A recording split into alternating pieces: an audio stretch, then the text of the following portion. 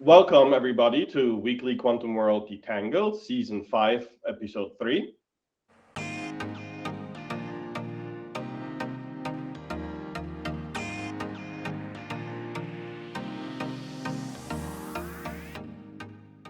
I am joined by my friends and sponsors, Denise Ruffner with Atom Computing. Hi, everyone. Welcome to Episode 3. Very excited to connect with our guest today, Luigi Roggia from Applied Science in Italy. Luigi, maybe you want to introduce yourself? Oh, yes, I'm very pleased to have the opportunity to join you in this amazing initiative that you have. I'm a data scientist. That is my job, but my background is from physics, so you can understand that it is quite a natural evolution that I'm trying to mix and to fuse together my background in physics and my personal interests in physics and biology and my profession, that is working with algorithms, mathematics, and stuff like that. And we are back in Italy now for the third time because Italy is beautiful. We have to go more, even virtually. And usually we have famous CEOs or scientists from the quantum universe join us. But Weekly Quantum World Detangled is really a stage for anyone interested in quantum. When did you first realize this interest yourself? You said you have a background in physics, but you remember when you started learning about quantum physics, and then that potentially there are applications, computers, other technologies that can be built out of it. Tell us a little bit of your personal quantum journey. Oh, yes. Well, actually, I studied quantum physics back in the years when I was a student. But okay, don't make me feel too old. I heard about quantum computing for the first time, I think, in 2018. So 4 or 5 years ago. And that was really interesting for me because previously I was definitely in love with some papers from Roger Penrose. Uh, and Penrose is saying that the biological brain maybe is a quantum computer. So when I discovered that quantum computers were becoming to be true, I was really fascinated by the possibility of studying the two things together: biology, physics, and advanced information technology. Let's call it like this. It was really, really amazing. So I fell in love. It was, as I said, 4 or 5 years ago. And Italy is still a very young quantum country in terms of its ecosystem. What do your family, friends, colleagues say when you tell them about quantum and quantum computing? What's their reaction? Oh, they are fascinated and scared because, it is not that easy to understand what we are talking about because, well, you have to understand at least a bit of what is meant with quantum physics. So it is not that easy. And to talk with people that is not skilled on the topic. And if we think about the universities in Italy, well, we have a very, very, very good theoretical school in Italy. So Italian universities are definitely great from a theoretical point of view. Application is somehow another word. And so what happens is that when you talk to people from the academy about quantum computing, they are interested from a theoretical point of view. And I think that my feeling is that they are not really interested into becoming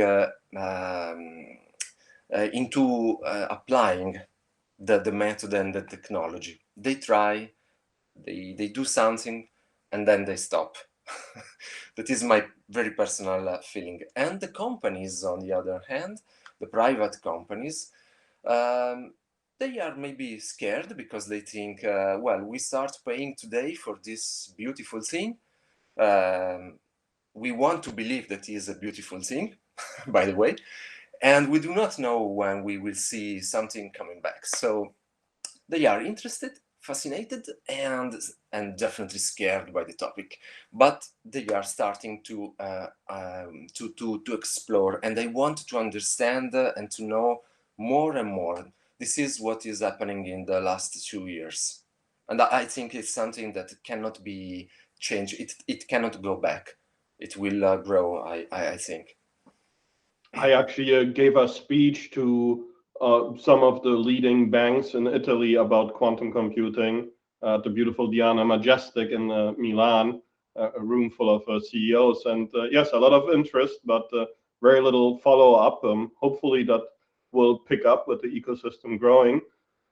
Your day job is in data science, so Denise will explore that a little bit more soon. What do you kind of do when you're not thinking about your day job and how to hopefully transition into quantum as a full-time venture? How do you kind of relax and enjoy the beautiful North Italy part that you live in? Well, I think that moving data science to something that we could call quantum data science will take some years. Mm. Maybe we can talk about the topic already today, but it will take time to get to turn into reality. And well, I hope that someday my job will be absolutely about quantum artificial intelligence, because I'm sure that artificial intelligence will not be intelligence unless we change something that is really at the very basis of algorithms and technology. I think we need a quantum approach, because I was saying about the paper from Penrose, and well, if it is true that the brain, the biological brain, is a quantum computer, how can we create intelligence without a quantum computer? I think it's impossible. So that would be absolutely something that we could mix my private passions and interests with, I hope, a job in the future. Good, Denise. Let's dig into Luigi's current job and future venture and how all of Italy can grow in quantum. Sure, but I do want to note that there's a lot of guitars on the wall behind Luigi, so it looks like you play the guitar, so that's interesting. Oh yes, music is another great love in my life, in all my life. I play guitar, bass guitar. I have a drum machine in the drawer here. Yes, I'm a one-man band. Oh, that's great. That's great. So I wanted to talk to you a little bit about Applied Science, which is your company, which I've known about for many years. And I love the fact that you look at the intersection of data science and biology. But I think you're involved in a number of different industries. So maybe you could tell us a little bit about your company. Hmm? Yes, well, actually, Applied Science is working with very different industries. We are working with pharmaceutical companies, with automotive companies, marketing, finance, food, chemistry, because statistics is everywhere. And so when you are a consultant in statistics and in statistical learning, machine learning, the applications can be everywhere. So applied science is working in many different business fields. Also because I'm doing this job for about 15 years. I'm getting older, I'm afraid.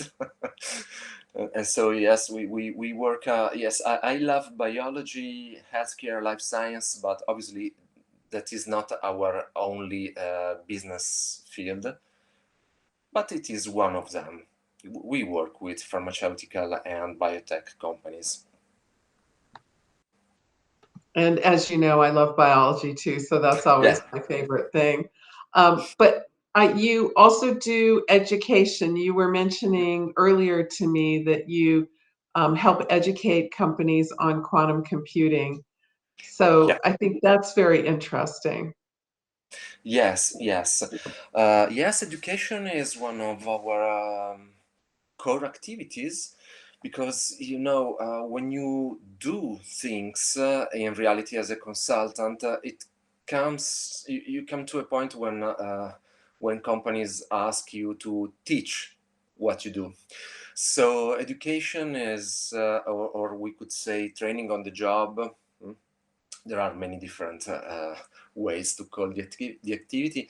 Is one of our core activities, yes, definitely, and education is maybe half of our business, because it is the other way to give a name to consultancies. So yes, education is really something that we love to do, and we always do in our business calendar. There is always something about education, training here and there. And what we do, even if statistics, maybe industrial statistics, is the main subject that the companies ask for, but we try to be connected to the future and to what is happening in digital transformation, innovation, and so on. So obviously, talking about quantum and artificial intelligence is something that we always do, because, well, statistics is useful, will always be useful, because mathematics never gets old, but things around it appear, they are new, there is innovation. So we always mix the past, the present, and the future. And quantum is entering our reality more and more. How open are your customers to quantum technology, and what do you think are the challenges for them to adopt it? They are more and more interested. Yes, that's for sure. I think that they are scared because it is not easy to understand what we are talking about. And you can be good at explaining what quantum computing is, and so on, but in the end, trying to quantificate the, the, the, the pros that you can have is not easy.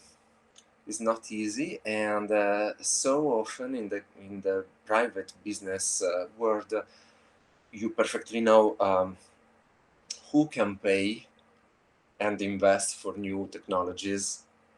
So often is a businessman, not a scientist. So you have to use a very particular language, and you have to focus on money as well,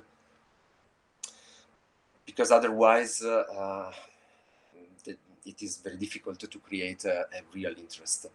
But today they understand that even if the topic is complex and looks like black magic, but big companies are talking about it, from Gartner to some private manufacturing companies as well. So they understand that it is important.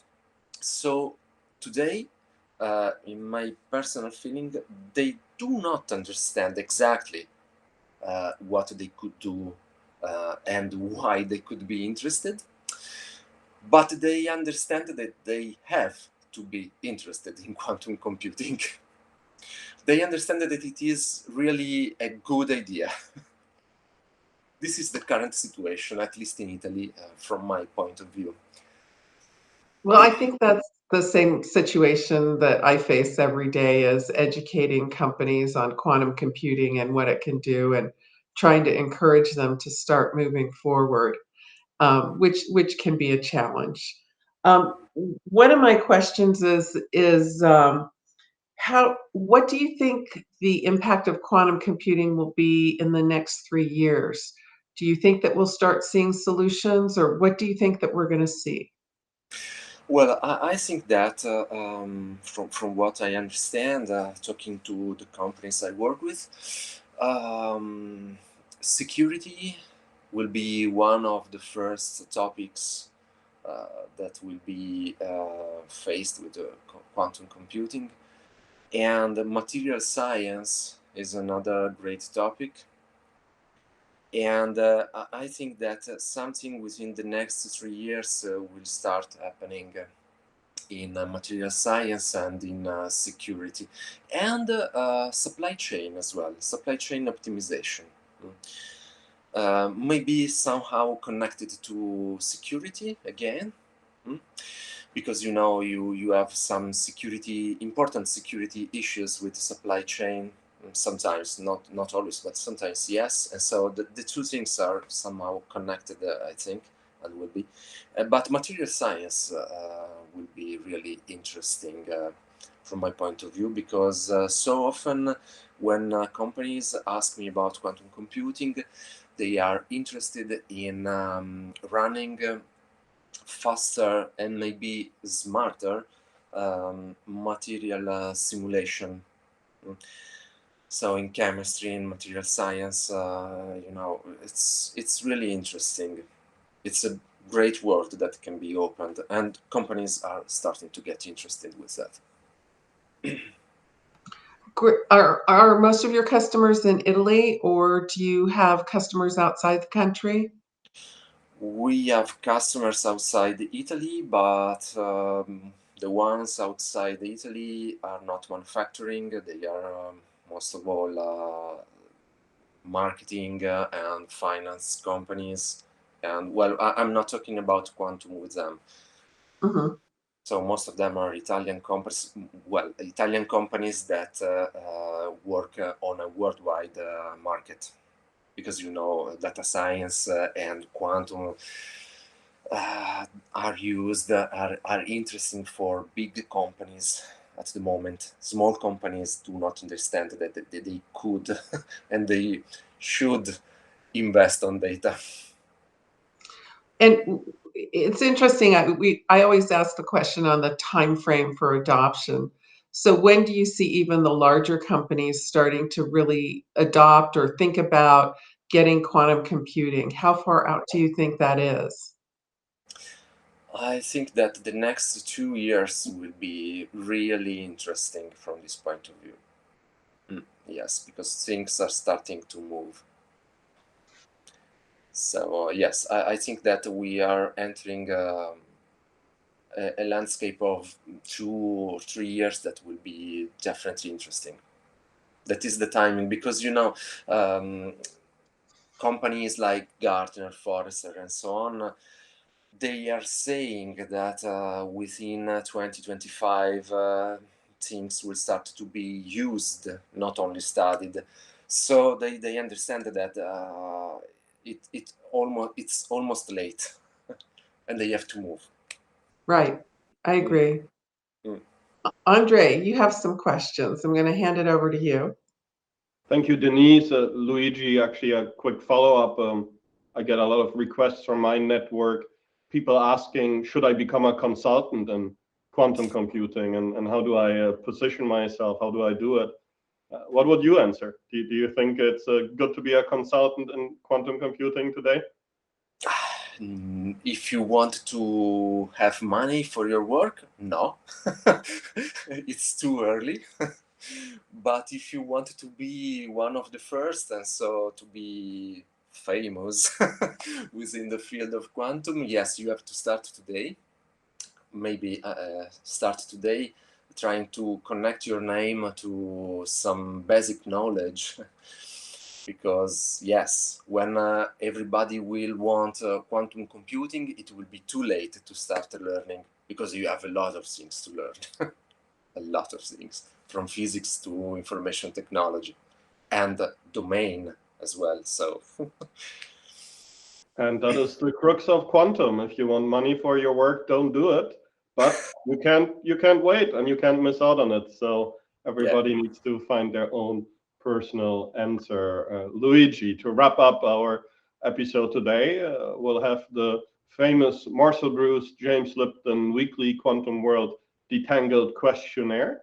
6 rapid fire questions. And what I want from you, if you accept, is 6 rapid fire short answers, just to get to know you and your mind and your thinking a little bit more. So if you're ready, let's get started.